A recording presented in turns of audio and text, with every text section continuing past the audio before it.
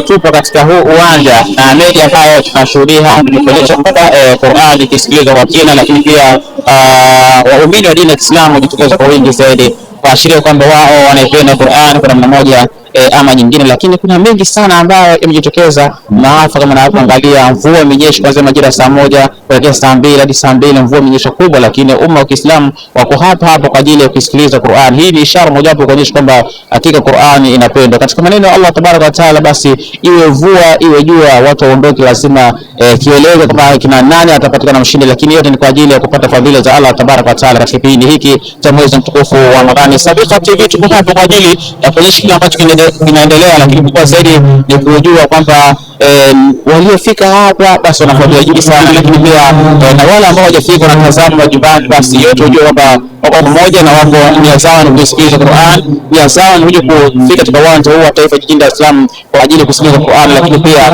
mashindano ambayo yanafanyika hapa ni mashindano makubwa sana barani Afrika, biashara ni kwa ajili ya kupata radhi za Allah Tabaraka wa Taala. Hadi kufikia hapa, mpenzi mtazamaji wa Sabiqa TV, hatuna la ziada, tuendelee kusikiliza Qur'ani kwa namna moja ama nyingine, tutapata fadhila nyingi sana hapo baadaye, tutawajuza kila ambacho kiendelea hapo. Wabillahi tawfik wa hadha, assalamu alaykum wa rahmatullahi wa barakatuh.